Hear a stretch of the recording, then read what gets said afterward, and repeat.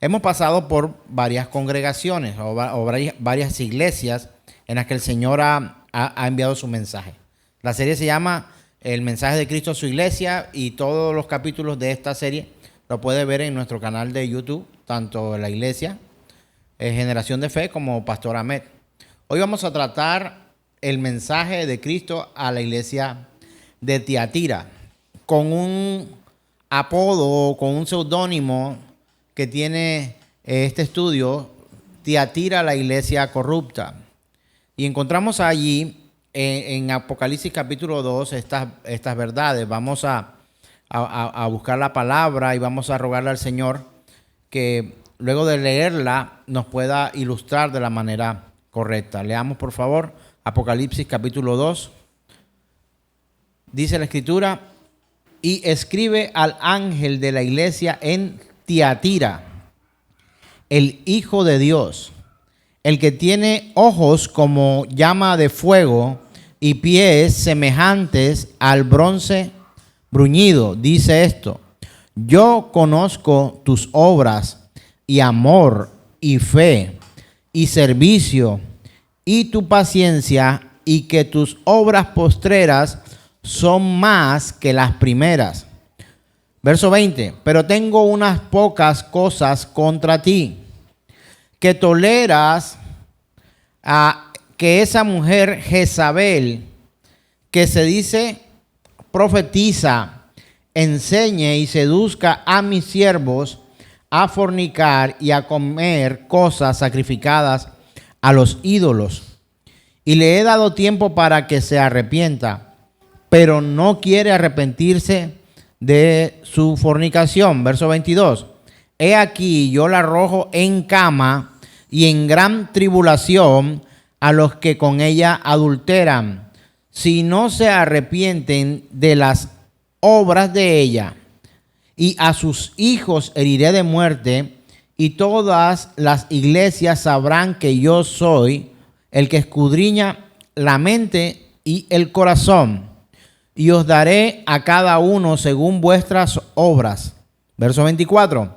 Pero a vosotros y a los demás que están en Tiatira, a cuantos no tienen esta doctrina y no han conocido lo que ellos llaman las profundidades de Satanás, yo os digo: no os impondré otra carga, pero lo que tenéis, retenedlo hasta que yo venga.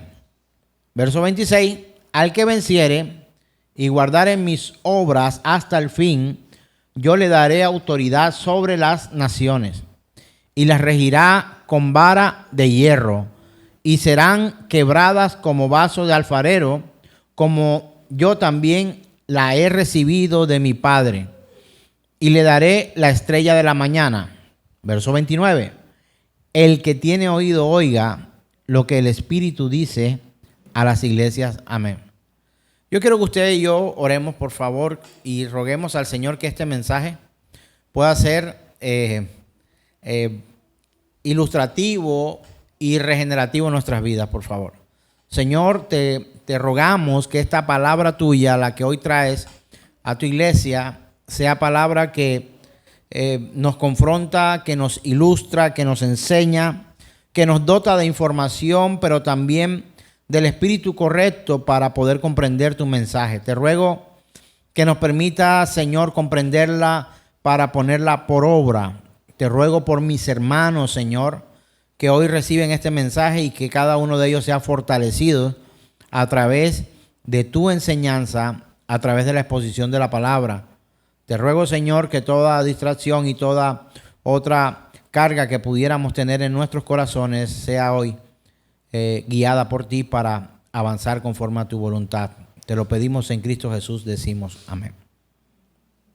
Estamos viendo al Señor hablando a otra iglesia.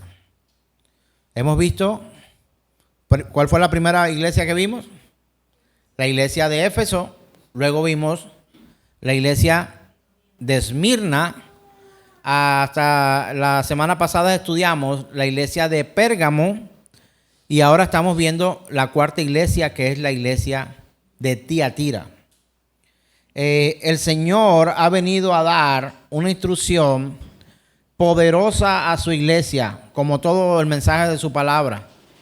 Pero tener en cuenta que este mensaje pareciera que cada vez se pusiera un poco más fuerte el mensaje que el Señor va extendiendo. Y por supuesto que este mensaje directamente no es a nosotros como congregación, como iglesia de Cristo, en los tiempos de hoy, fue a la iglesia específica de Tiatira, pero recuerde que todo lo que tiene que ver con iglesia nos incumbe a nosotros, nos mete a nosotros, y nosotros debemos también tener en cuenta que la enseñanza para la iglesia en todos los tiempos ha sido la misma.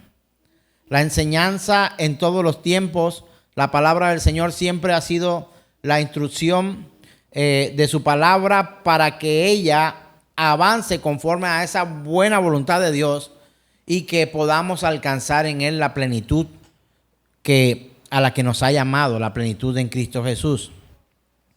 Quiero que empecemos mirando la instrucción que el Señor da para que analicemos que este mensaje que ha dado el Señor a esta iglesia y a las otras no tienen tanto que ver con la forma de vivir en las culturas, ni nos enseña solo a desarrollarnos en éxito o quizás en momentos de fracaso. Es la instrucción y el deseo que Él expone para que cada uno de nosotros entendamos que el mayor propósito por el cual el Señor habla a su iglesia es porque Él exige santidad a su iglesia. Hablar de santidad el día de hoy en cualquier congregación es algo casi que raro, porque pareciera que muchas veces nosotros reconociéndonos pecadores y sabiendo que no estamos dotados de nacimiento para ser santos, sino santificados por Él, pareciera que nos estuvieran exigiendo algo que nosotros no pudiéramos llegar a alcanzar. Hermanos, la santidad de la que Dios habla y llama es posible en su iglesia. Es posible en su iglesia, no por su iglesia, sino a través de la santificación y la guía que el Espíritu Santo nos da a cada uno de nosotros. Hermano, póngase a pensar, ¿quién de nosotros es perfecto que no peca? Ninguno de nosotros. Todos pecamos, todos fallamos. Pero el Señor ha llamado a su iglesia para que nosotros vivamos de acuerdo a su plan y su propósito y no de acuerdo a nuestra opinión y ni siquiera alrededor de nuestras debilidades. Cuando el Señor encuentra a alguien débil, usted encontró que Él se compadeció de él y le dijo, ¿puedes seguir siendo débil el resto de tu vida? No encontramos eso en la palabra. Cuando encontró a un pecador, ¿qué le dijo? Arrepiéntete. Cuando encontró a un ladrón, ¿cuál es la instrucción? Trabaja, deja de robar, trabaja. Cuando encuentra a un mentiroso, le dice, deja de mentir. Cuando encuentra a un pecador, le dice, deja de pecar. Incluso si recordamos a aquella mujer que iba a ser apedreada, le dice, ve y sigue pecando. ¿Eso fue lo que le dijo? No, le dijo, ve y no peques más. ¿Cómo la encontró? ¿Cómo se encontró con aquella mujer? Porque aquella mujer estaba viviendo en el centro del pecado. Su vida pecaminosa la llevó para ponerla frente a Jesús y poder ser juzgada por los hombres delante de Él. Pero ¿qué habló el Señor? Él no la condenó, y quiero que usted haga una diferencia entre el juzgar y el condenar. Son dos cosas distintas. Hermanos, de hecho la Escritura nos permite a nosotros, dice la palabra, que debemos, no solo que si queremos o no, juzgar con justo juicio. Lo que no nos permite la Escritura a nosotros, y debemos entenderlo de una vez por todas, es nosotros no estamos para condenar a nadie. ¿Me hago entender? Hay una gran diferencia aquí, porque a alguien que usted encuentra en pecado, usted puede juzgar. De hecho, la Escritura dice con justo juicio, Pero lo que usted y yo no tenemos permiso es para llegar a condenar a nadie, porque usted no condena. Quien condena es juez. ¿O acaso usted es juez? Yo no soy juez. La certeza que tenemos es que podemos confrontar el pecado en el pecador, y a través de la palabra expuesta del Señor somos confrontados, somos juzgados por la palabra, pero no somos condenados, sino que se nos ha dado la oportunidad de ser personas que se arrepienten y pueden ser libradas de esa condenación. ¿Quién nos libra de la condenación? Hermano, quien nos libra de la condenación es el mismo Señor. Es el mismo Señor. Encontramos en la iglesia Tiatira una iglesia que es capaz de convivir con el pecado y con un temor al hombre profundo, de poder decirle: estás haciendo las cosas mal, ven, arrepiéntete y caminemos juntos conforme a la Escritura. Y de pronto hoy nos está pasando lo mismo en las congregaciones. Qué difícil es hoy llamar a un hermano y decirle: tienes que arrepentirte porque estás viviendo una vida de pecado. Hacia donde te están llevando tus pasos será el infierno, hermano. No, pero no me juzgues, es lo que enseguida nosotros no podemos juzgar. Lo que no podemos es condenar a nadie. ¿Me estoy haciendo entender? Podemos confrontar el pecado de nuestro hermano. Porque si no, entonces, si nosotros no podemos hacer un discernimiento de lo que está bien y de lo que está mal, entonces, ¿qué hacemos nosotros aquí? Si un hombre está engañando a su esposa, hay que confrontarlo, hay que hablar con esa persona y decirle: no puedes seguir engañando a tu esposa. Tienes que arrepentirte de tu pecado, ponerte a paz con Dios primeramente y busca y lucha restaurar tu hogar. Si alguien está mintiendo, se confronta al hermano. No hay otra manera. Pero la iglesia de Tiatira estaba conviviendo más de lo que debiera y tolerando lo que no debía tolerar. Hay instrucciones que el Señor da a esta iglesia y todas estas instrucciones se relacionan con la santidad de Dios. Y por supuesto también con la salud espiritual de la iglesia.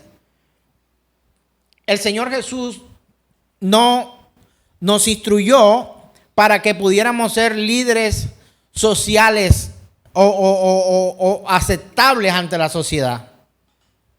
No es el propósito de la iglesia. Ahora, ¿podemos ser líderes sociales siendo parte de la iglesia? La respuesta es sí. Pero el propósito de la iglesia no era hacer colectas para poder dar de comer a todos los necesitados del planeta. Aunque la iglesia está llamada a compartir y ayudar al necesitado, su principal propósito era mantenerse santa delante del Dios que le ha llamado. Entonces venimos hoy a convivir en una lucha entre lo que está bien y lo que está mal. No, pero es que como no podemos jugar a nadie, entonces nosotros no podemos. Mejor no hablemos de eso. Mejor hagamos servicio social a la comunidad. ¿Es el propósito fundamental de la iglesia hacer servicio social a la comunidad? No lo es. Es difícil de entenderlo en ocasiones. La iglesia tiene que ayudar al necesitado. La iglesia debe ayudar al necesitado. Pero si a ti te contratan para algo, seguramente alrededor de esto van a empezar a pasar cosas que no son el fundamento específico para el cual tú y yo hemos sido llamados a hacer. Yo he sido contratado para manejar ciertas estadísticas en la oficina con la que trabajo, pero eso también me llama a que tengo que tener buenas relaciones con mis compañeros de trabajo, ¿o no? Pero cuando me hablaron a mí, me dijeron: sus labores son estas y también debe llevársela bien con sus compañeros de trabajo. Usted no puede ser un problema aquí con los demás, pero su trabajo es este. Como quien dice, alrededor del objetivo principal o de la misión principal se desprenden otras secundarias, sin decir que no son importantes. Y es lo que tenemos que aclarar. El Señor Jesús no nos mandó a nosotros a redimir a la cultura. El Señor no nos llevó a nosotros para mirar si en el barrio hace falta agua o hace falta acueducto o hay problemas con los árboles y esas cuestiones. ¿Podemos hacer labor social? Por supuesto que podemos hacer labor social. Pero definitivamente la labor de la iglesia es predicar el evangelio y llevar a aquellos el mensaje que el Señor nos ha dado a nosotros. Hermano, de ahí para adelante ya hay cosas que en el andar de esta labor nosotros nos vamos a encontrar. ¿Y qué pasó con la iglesia de Tiatira? Ellos aprendieron a vivir en medio del rechazo a Dios, de la idolatría, de la inmoralidad, y no había nadie que se levantara a corregir el camino de los que estaban viviendo esa vida. Hermano, no te extrañes si un hermano en la congregación te llama a cuentas y te dice, mira, me parece que estás haciendo las cosas mal. ¿Y cuál es la primera respuesta que regularmente escuchamos hoy día? No me juzgues. Con la misma vara que mides serás medido. Todos somos pecadores.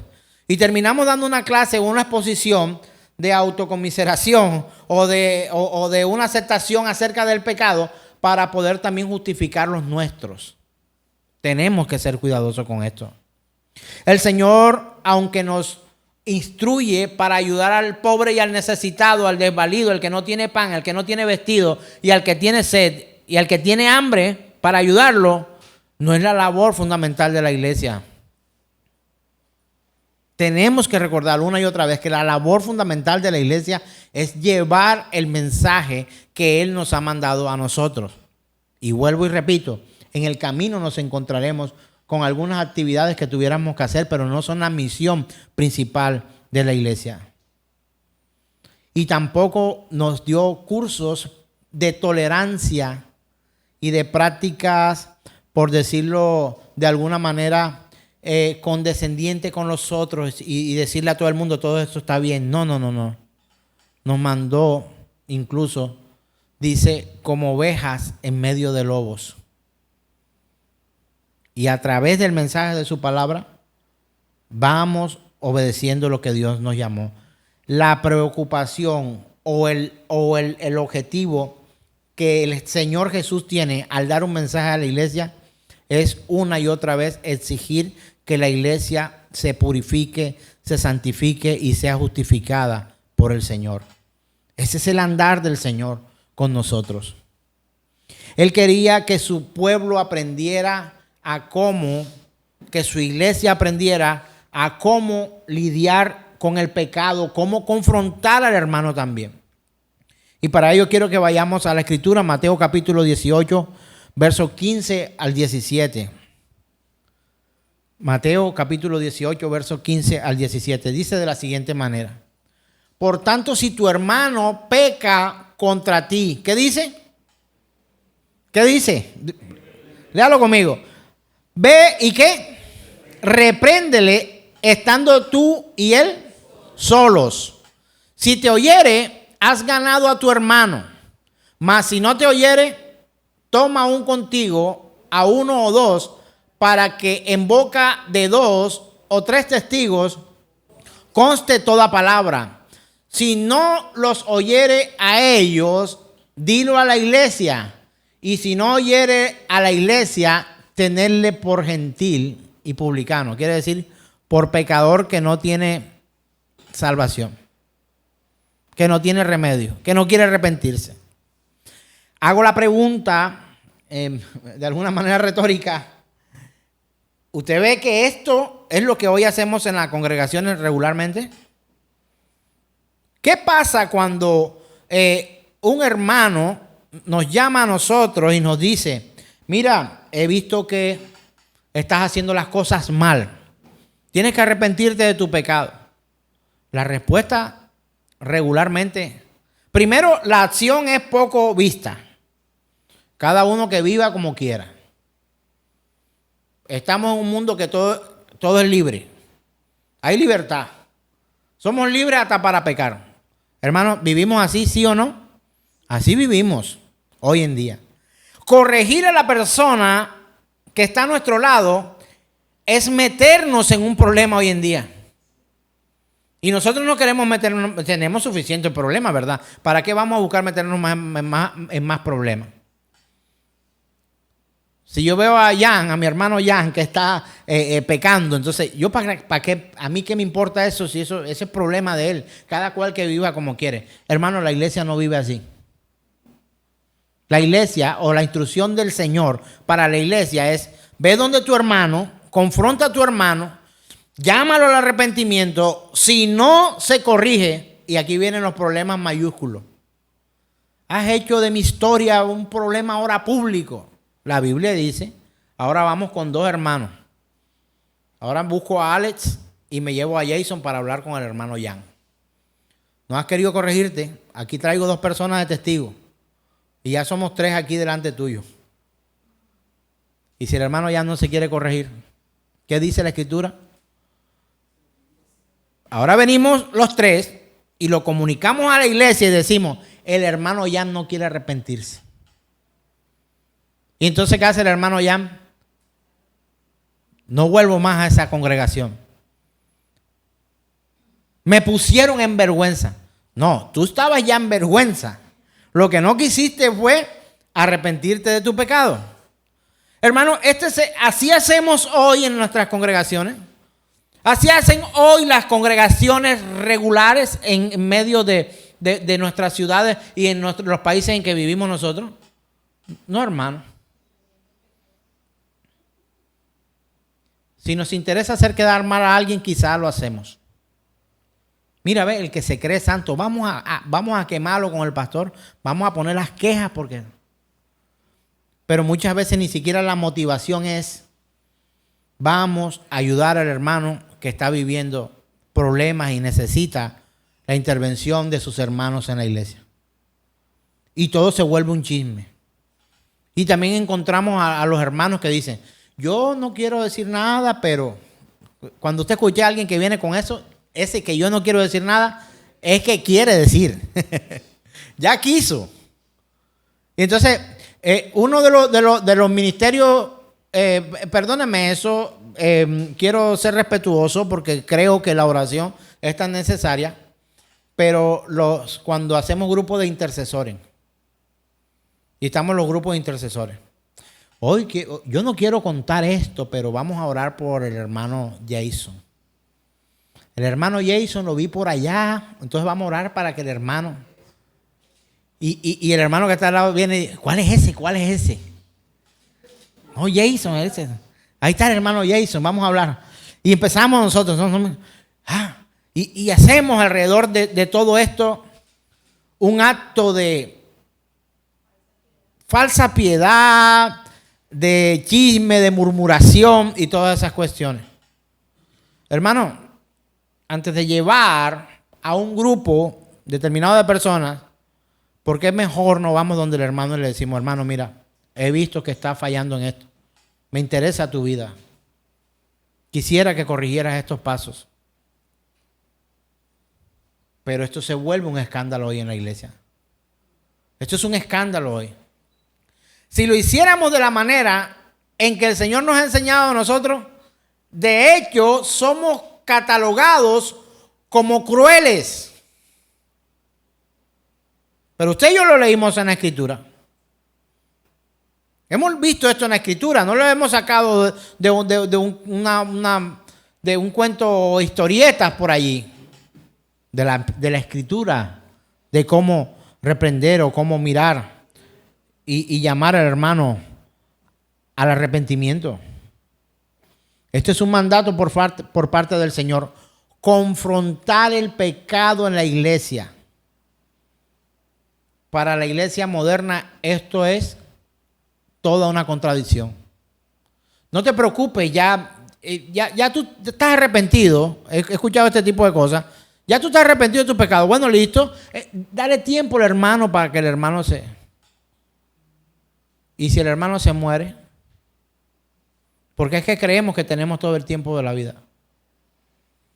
Ahora, yo te estoy motivando para que salgas ahora como un juez a corretear hermanos.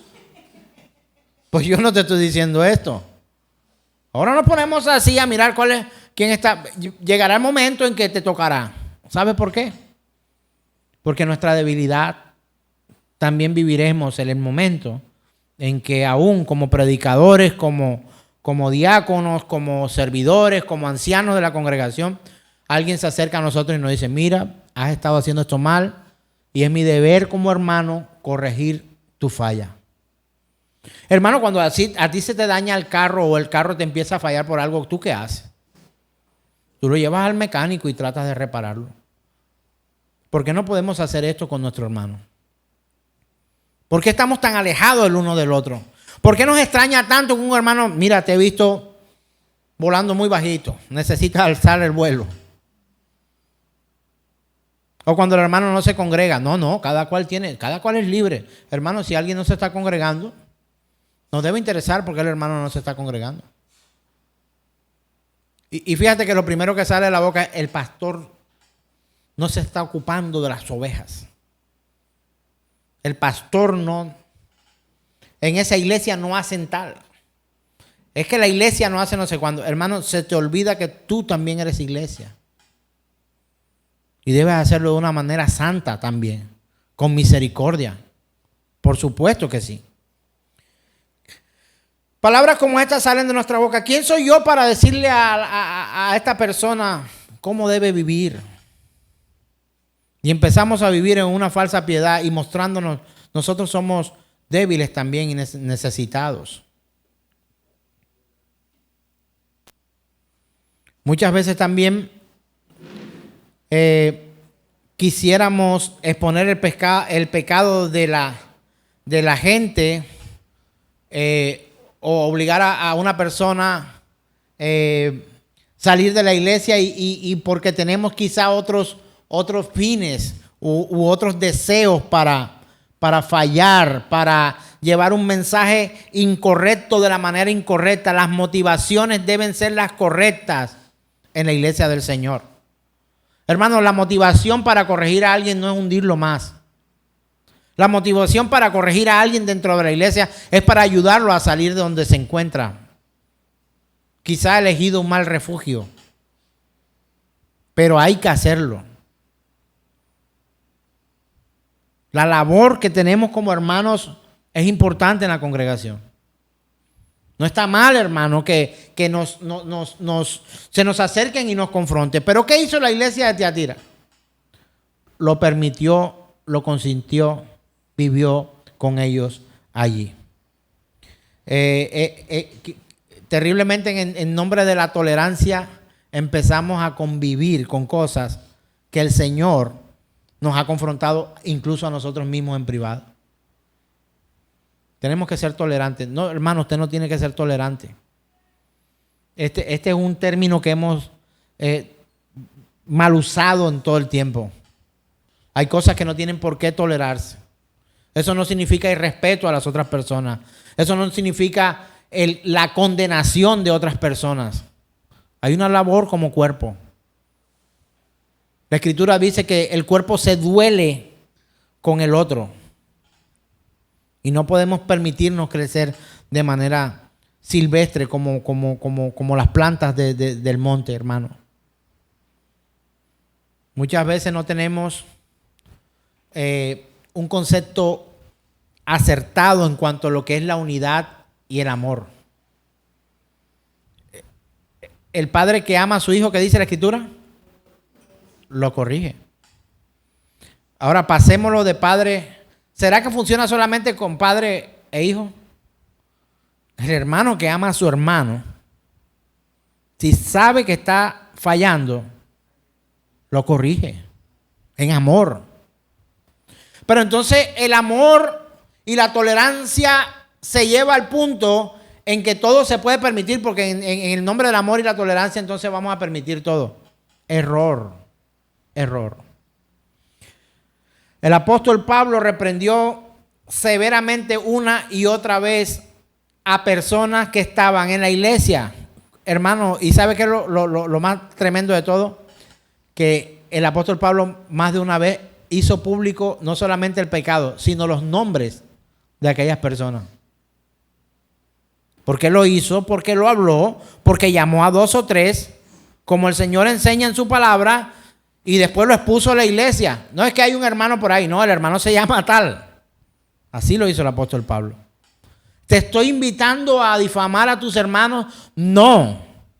Te estoy invitando a que nos cuidemos unos a otros y hagamos las cosas en amor y unidad como concepto del cielo y no como concepto de este mundo. Hay una gran diferencia entre el concepto que Dios tiene de unidad y amor con el que hoy el mundo tiene de unidad y de amor. Y el famoso término de la tolerancia. No es que tú puedes creer en quien tú quieras. Eso no, Dios es uno solo. Tú puedes tener cualquier Dios, se llame Buda, se llame Alá, se llame cualquier Dios. O sea, después que tú tengas a Dios, es el mismo de todo. Hermano, la Escritura no dice así. La Escritura dice que hay un solo Dios. Y la Escritura describe a ese Dios de una manera tan clara que no hay duda quién es. De hecho, cuando los antiguos mencionaban al Señor, decían cosas como esta: el Dios de Abraham, de Isaac y de Jacob, para que no hubiera duda de qué Dios era que se estaba hablando. Voy a poner un ejemplo de inmoralidad, porque la iglesia de Tiatira empezó a vivir en inmoralidad. Quiero devolverme, por favor, a la primera cita, donde está el verso 20, que era la primera presentación. Dice: tengo unas pocas cosas contra ti. Verso 20 dice: que toleras que esa mujer llamada Jezabel, que se dice profetiza, enseñe y seduzca a mis siervos a fornicar y a comer cosas sacrificadas a los ídolos. Mira lo que dice el verso 21. Y le he dado tiempo para que se arrepienta, pero no quiere arrepentirse de su fornicación. ¿Quién dio tiempo? El Señor. ¿Qué estaba haciendo esta mujer? Vamos a entrar un poquito más ahí en calor en lo que es profundamente las entrañas de esta palabra. Estaba hablando de alguien que estaba gestionando una seducción. ¿Cuál cree usted que era el pecado que estaba alrededor de esta? Obviamente esta no es la misma Jezabel de la que se habla en el libro de Reyes, la esposa de Acab, pero actuaba de la misma manera en que aquella mujer actuó en aquel tiempo.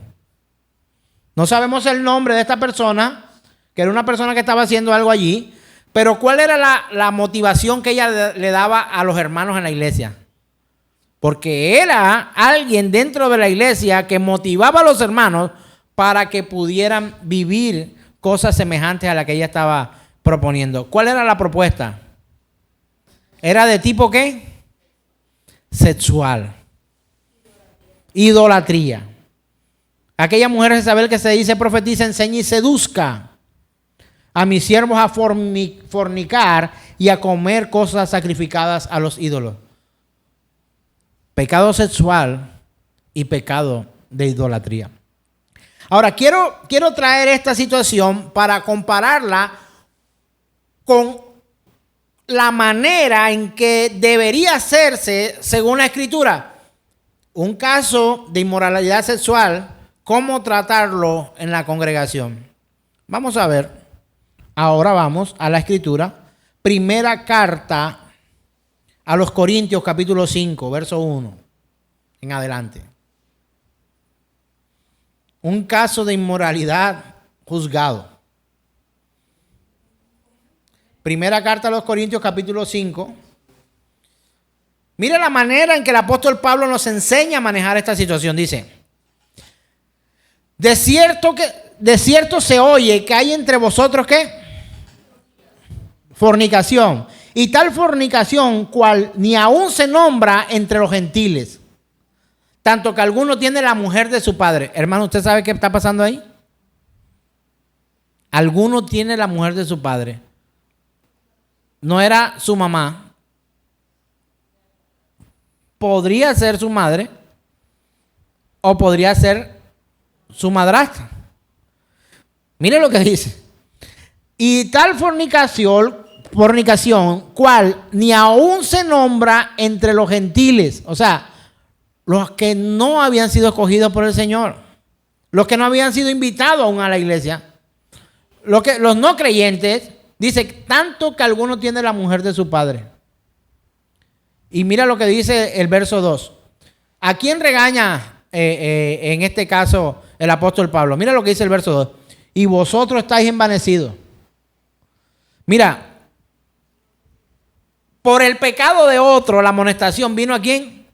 A la iglesia. O sea, ustedes están envanecidos. Y hace estas preguntas. ¿No deberíais más bien haberos lamentado para que fuese quitado de medio de vosotros el que cometió tal acción? Verso 3. Ciertamente yo, como ausente en cuerpo, pero presente en espíritu, ya como presente he juzgado al que tal cosa ha hecho. Hermano, ¿dice condenado? No dice condenado. Juzgado. Al que tal cosa ha hecho. Verso 4. En el nombre de nuestro Señor Jesucristo, reunidos vosotros y mi espíritu, con el poder de nuestro Señor Jesucristo, el tal sea entregado a Satanás para destrucción de la carne, a fin de que el espíritu sea salvo en el día del Señor Jesús. Y les llama la atención nuevamente a la iglesia y le dice, no es buena vuestra jactancia. ¿No sabéis que un poco de levadura leuda toda la masa? Limpiaos pues de la vieja levadura para que seáis nueva masa, sin levadura como sois. Porque nuestra Pascua, que es Cristo, ya fue sacrificada por nosotros, así que celebremos la fiesta no con la vieja levadura, ni con la levadura de malicia y de maldad, sino con panes sin levadura y de sinceridad y de verdad. Hermano, yo siento que el apóstol Pablo regañó más fuerte a la iglesia que a los que estaban cometiendo el error. ¿Y por qué cree usted que lo hice? Porque a los otros el apóstol Pablo lo había expulsado. La iglesia hoy no se puede jactar de permitir que en sus narices se vivan crisis matrimoniales, abandono, impureza sexual, maledicencia entre padres e hijos, hijos y padres, robos, calumnias, chismes, mentiras, todas estas cosas. Hermano, eso tiene que confrontarse, hermano. Y si la iglesia no confronta el pecado del hermano, dígame usted entonces quién lo va a confrontar. Si usted está esperando que el mundo lo haga, el mundo no lo va a hacer. La iglesia del Señor. ¿Te estoy llamando a que te vuelvas problemático? No, no te estoy llamando a que te vuelvas problemático. Te estoy llamando a que ames a tus hermanos de manera profunda. A que sí te importe el matrimonio de los que se están destruyendo. Y que podamos intervenir en un hogar que se acaba. Y que podamos hablar con el joven que se está descarrilando y que está tomando pasos que no lo son. Llénate de valor, hermano. Hermana. Si es mujer, busca a mujeres mayores, ancianas, con conocimiento del Señor.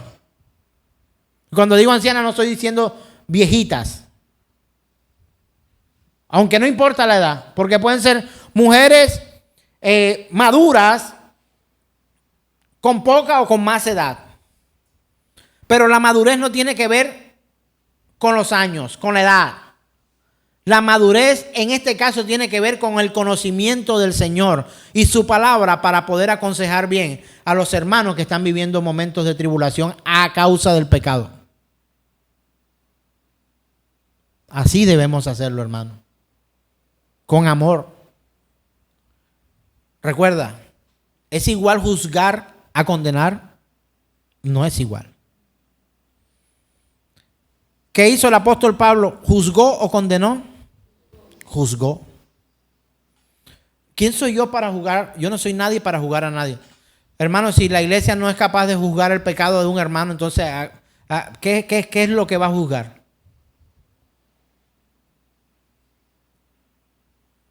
¿Sabe una cosa? Cuando encontramos una iglesia así, el hermano que quiere pecar, cuando ve al otro hermano, se detiene.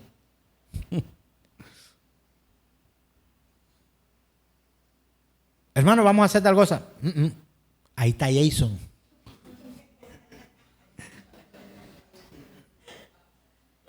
Y Jason, como nos vean esa, enseguida va a correr para donde el pastor y va a poner las quejas. O el hermano Jason lo va a hacer bíblicamente y va a decir, como el hermano Jason nos vea en esto, seguro que viene para acá y nos regaña. Nuestros hermanos también deberían infundir, dicho de alguna manera, cierto temor entre nosotros. Pregunto, ¿pecas de la misma manera cuando tus hermanos no te ven? Porque aquí nos vemos bien compuesticos todos, bien bonitos, ¿no? Buen gel, buena afeitada, todo bien chévere. Estamos aquí nadie se mete en problemas. Aquí estamos, todos nos amamos en este lugar. Amor y paz, eso déjeselo a los hippies. Pero por allá afuera somos como volador sin palo. Pero ahí donde llega a pasar, ahí viene el hermano Jason, todo el mundo. Juicio. Corre, mira que ese no se viene con cuento, ese lo va cogiendo a uno y lo va frenando de una vez. Hermano, nosotros deberíamos tener ese temor entre los hermanos de que un hermano a uno, la sola presencia del hermano lo limite a uno a cometer infracciones. Yo he visto más de uno cuando me da un chance en su auto que me va a llevar a alguna parte y voy en el carro con los hermanos así y hablando y se paran hasta en amarillo y frena. El semáforo en amarillo y frena. Pero cuando va solo, ¡san! Allá va. Estaba en amarillo. Está permitido cruzar a la derecha con cuidado cuando el semáforo está en rojo.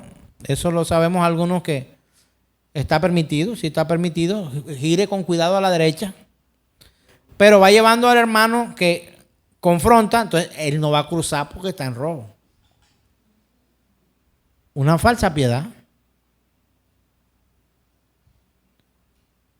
La sola presencia de un hermano debería llevarnos a nosotros a cuidar hasta la forma que nosotros hablamos. ¿Es así? ¿O fue así en la iglesia de Pérgamo? No.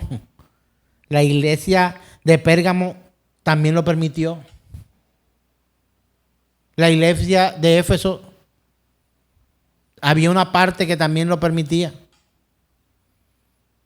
La iglesia de Esmirna, ahí tenían miedo. Ahí todos andaban derechitos. Pero en la iglesia de Tiatira era peor. Porque dentro de la misma iglesia estaba el combo armado para salir a hacer diabluras a la calle. ¿Ves que se está formando la cosa más complicada? No, aquí vamos nosotros vamos a juntarnos.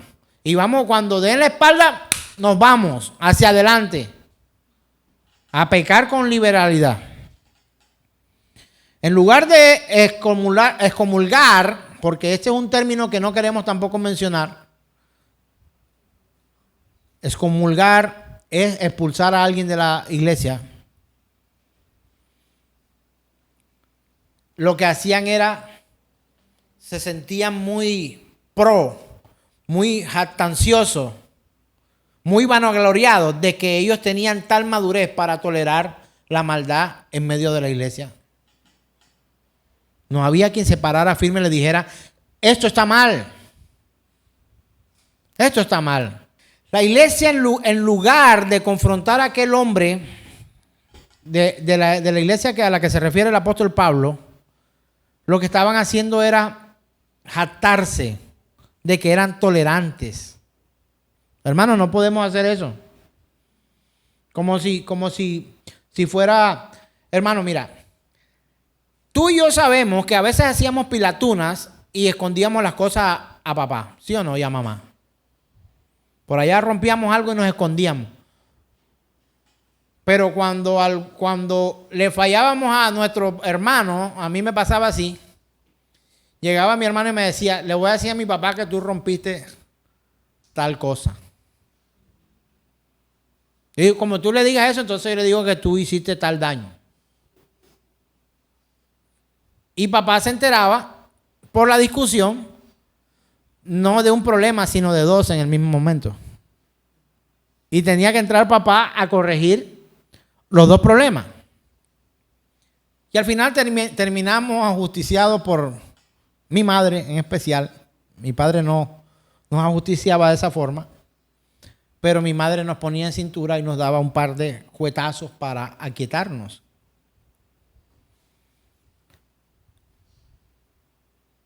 Hermano, no te vuelvas cómplice del pecado de tu hermano. No lo encubras. Confróntalo en amor. Con la palabra. Enséñale. Yo te estoy diciendo, corre donde mí para que lo regañemos. No te estoy diciendo eso. No podemos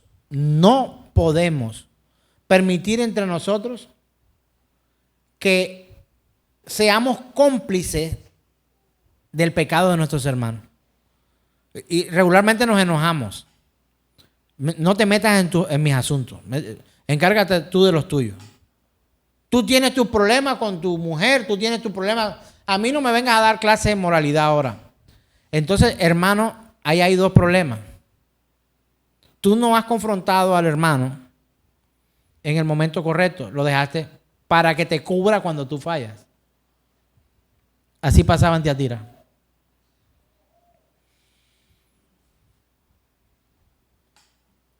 Se arruina el testimonio de toda la iglesia a causa del hermano que falla y no es corregido por la iglesia.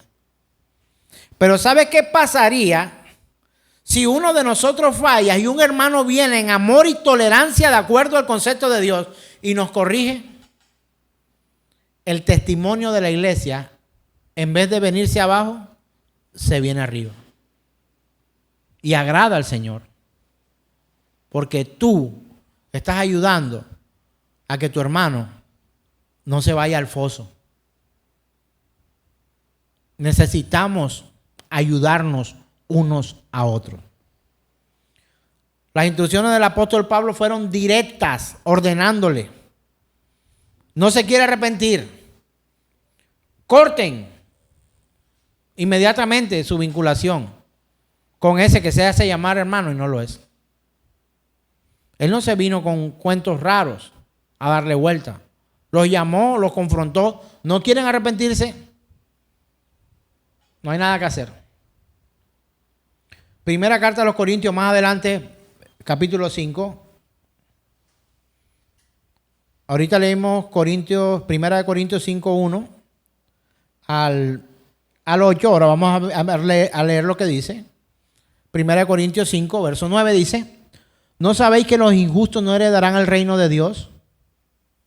Es una pregunta. Y le dice: no erréis, ni los fornicarios, ni los idólatras, ni los adúlteros, ni los afeminados, ni los que se echan con varones, ni los ladrones, ni los ávaros, ni los borrachos, ni los maledicientes, ni los estafadores heredarán el reino de Dios. Y esto erais algunos, mas ya habéis sido ¿qué? Lavados. Ya habéis sido santificados. Ya habéis sido ¿qué? Justificados en el nombre del Señor Jesús y por el Espíritu de nuestro Dios. Verso 12. Hermanos, todas las cosas me son lícitas, mas no todas convienen. Todas las cosas me son lícitas, mas yo no me dejaré dominar de ninguna. Las viandas para el vientre y el vientre para las viandas. Pero tanto el uno como a las otras destruirá Dios. Pero el cuerpo no es para la fornicación, sino para el Señor. Y el Señor para el cuerpo. El apóstol Pablo dio una enseñanza a la iglesia para que entendiera que cada uno de nosotros debe ocupar un lugar no solamente de dignidad, sino que en medio de la iglesia se haga el nombre del Señor también honorable. Hermano, el pecado se extiende de una manera impresionante. La iglesia en Tiatira lo permitió poco a poco hasta que había un montón de gente contaminada con esta maldad. Pero yo quiero hacerte una pregunta ahora. ¿Es posible que la contaminación del pecado se mueva en medio de una iglesia? ¿Sí o no? Y ahora pregunto, ¿pasa lo mismo con la santidad?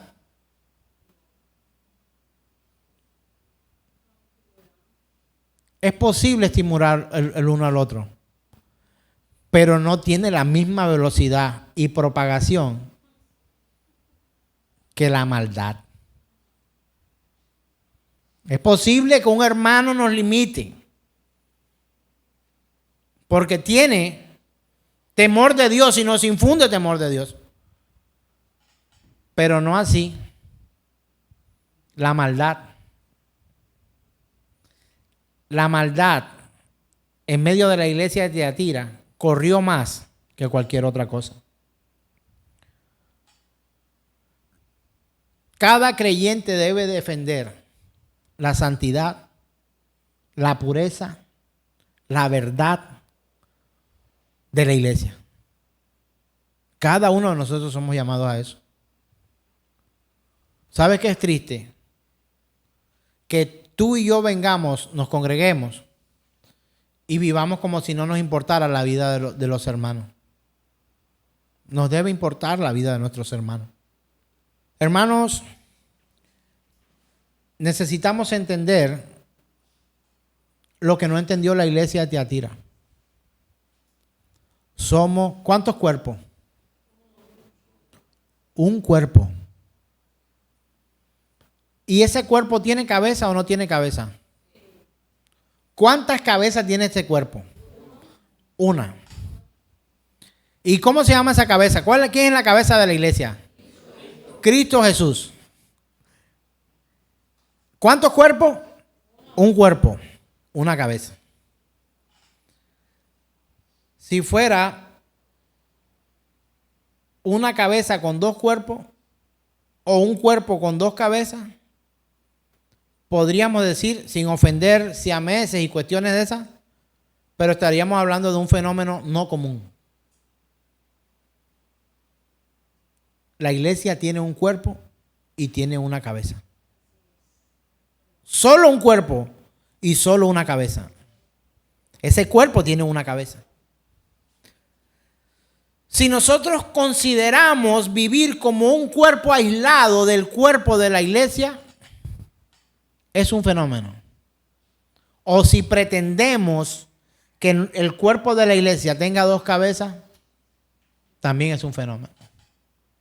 Así que, mis hermanos, la iglesia de Tiatira nos da a nosotros un ejemplo de lo que no debemos permitir. Ni en esta ni en ninguna otra iglesia. La iglesia es una sola, ¿no? Hablemos de congregaciones. Ni en esta congregación ni en otra. Porque ambas congregaciones, considerando que son del Señor, hacen parte de la iglesia del Señor. Así que, hermanos míos queridos, entendamos que necesitamos cuidar el cuerpo. ¿Qué significa? Y voy terminando con esto. Que debemos cuidar el cuerpo. Que nosotros, como miembros del cuerpo, debemos cuidarnos. Pero también a los otros hermanos que también hacen parte del mismo cuerpo. Amén. Hermano, la iglesia de Tiatira va a tener muchas cosas que enseñarnos y hoy hemos aprendido que esta iglesia tristemente toleró no solamente una falsa doctrina, sino una mala práctica de cómo llegar a ser cristianos y hermanos en Cristo. La gloria eterna sea siempre para nuestro Dios Todopoderoso. Y nosotros decimos, amén, amén, aleluya.